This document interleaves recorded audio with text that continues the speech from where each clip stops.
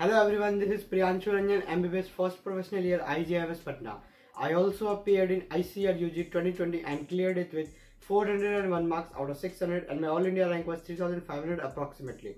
I have completed BSc Honours Agriculture first year in College of Agriculture Ganj Basoda and my university name was Jawaharlal Nehru कृषि विश्वविद्यालय Jabalpur. So finally आप सभी का जो 4 round का जो काउंसलिंग है वो ओवर हो चुका है. अब आपके पास इसके आगे की जो प्रोसेस है उसको हम लोग बोलते हैं मॉप अप राउंड. अगर मॉप अप राउंड के एलिजिबिलिटी को डिस्कस करें तो इसका एक ही एलिजिबिलिटी क्राइटेरिया है. अगर आपने आईसीआर में 10,000 का जो सीट एक्सेप्टेंस फी जो है वो पे नहीं किया है तो आप मॉप अप राउंड काउंसलिंग के लिए एलिजिबल हैं.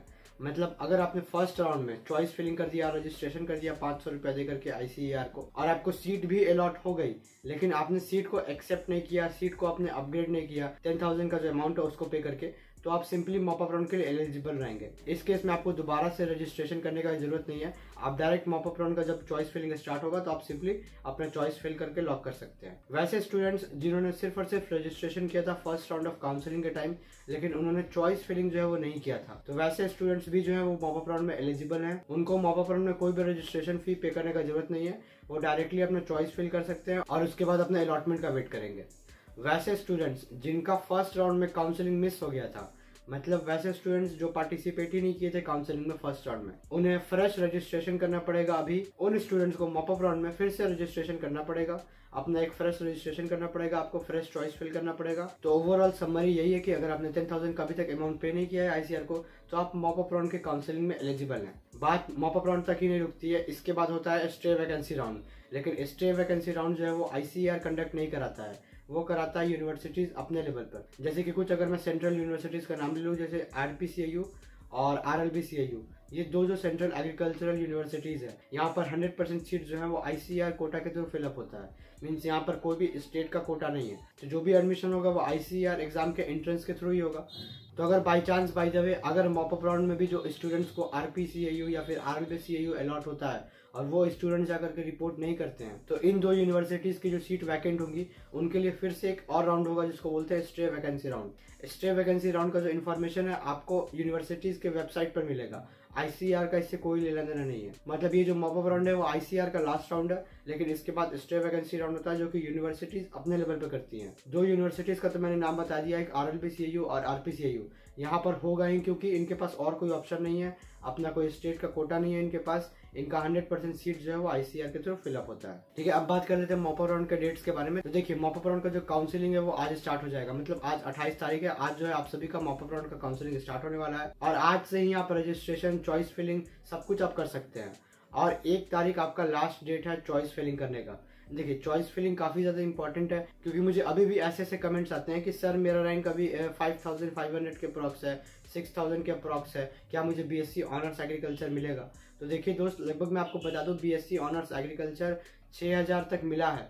काफी सारे स्टूडेंट्स को 6,000 तक बीएससी ऑनर्स एग्रीकल्चर मिला है जिन्होंने भी अपना चॉइसेस अच्छे से फिल किया था, मैक्सिमम नंबर ऑफ चॉइसेस को रखा था और अपने चॉइसेस को वाइजली फिल किया था. ठीक है, तो चॉइस फिलिंग काफी ज्यादा इंपॉर्टेंट रहता है. तो आपका जो चॉइस फिलिंग का डेट भी है वो 28 से 1 तारीख तक का है. तो आप अपना चॉइस फिलिंग अच्छे से कीजिएगा, इस बात का आप काफी ध्यान रखिएगा. चॉइस फिलिंग के रिगार्डिंग मैं कोशिश करूंगा कि आपके लिए मॉप अप राउंड का जो चॉइस फिलिंग होना चाहिए उसके लिए भी मैं एक वीडियो स्पेशल करके लेकर के आऊँ ताकि आप सभी को थोड़ा बहुत हेल्प मिल सके उस वीडियो से. और अगर कुछ ऐसे भी स्टूडेंट्स हैं जो कि मेरे साथ 1-to-1 डायरेक्ट व्हाट्सएप या फोन कॉल पे कनेक्ट होना चाहते हैं आईसीआर के काउंसलिंग में, मींस मॉप अप राउंड के काउंसलिंग में, तो इसके लिए भी मैंने 5 स्टूडेंट का जो सीट है वो रखा हुआ है अपने मॉप अप काउंसलिंग के लिए. क्योंकि फरवरी में मेरा भी पेपर आने वाला है तो मैं ज्यादा स्टूडेंट्स को बेयर नहीं कर सकता और आपको पता ही है कि मतलब मेडिकल में कितना ज्यादा पढ़ना पड़ता है मुझे, इसीलिए मैं बहुत ज्यादा रेगुलरली कोई वीडियो भी नहीं बना पाता हूँ. तो इसीलिए मैंने मॉप अप राउंड में 5 स्टूडेंट्स के लिए सीट रखा हुआ है. अगर वो मेरे साथ व्हाट्सएप या फोन कॉल पे कनेक्ट होना चाहते हैं उसके लिए डिस्क्रिप्शन बॉक्स में उन्हें गूगल फॉर्म का जो लिंक है वो मिल जाएगा. आपको उस लिंक पर क्लिक करना है. जैसे ही आप उस लिंक पर क्लिक करेंगे तो आपके सामने गूगल फॉर्म जो है ओपन अप होगा. मैं आपको अपने स्क्रीन पर भी दिखा देता हूँ. तो जैसा कि आप सभी देख सकते हैं यहाँ पे आईसीआर यूजी 2022 काउंसलिंग है. ये कुछ इन्फॉर्मेशन मैंने रखा हुआ है तो आप इसको चाहें तो पढ़ भी सकते हैं या फिर आप स्किप करके डायरेक्ट अगर आप चाहें तो फॉर्म भी फिल कर सकते हैं. उसके बाद आप मेरे साथ कॉल पर डिस्कस कर सकते हैं इन सारी चीज़ों को. तो जो मैंने पेड काउंसलिंग का अमाउंट रखा हुआ है वो 399 रुपीज़ रखा हुआ है. आपको उसको क्या करना है, मेरे यूपीआई आईडी पे करना है. उसके बाद आपको ये जो गूगल फॉर्म में फिल करना है आपका नाम, आपका ईमेल एड्रेस, आपका व्हाट्सएप नंबर, फिर आपका आईसीआर यूजी का परसेंटाइल, फिर आपको अपने कैटेगरी फिल करना है और आपने जो पेमेंट किया है उसका आपको स्क्रीनशॉट इसमें अपलोड करना है और उसके बाद आपको इस फॉर्म को सबमिट कर देना है.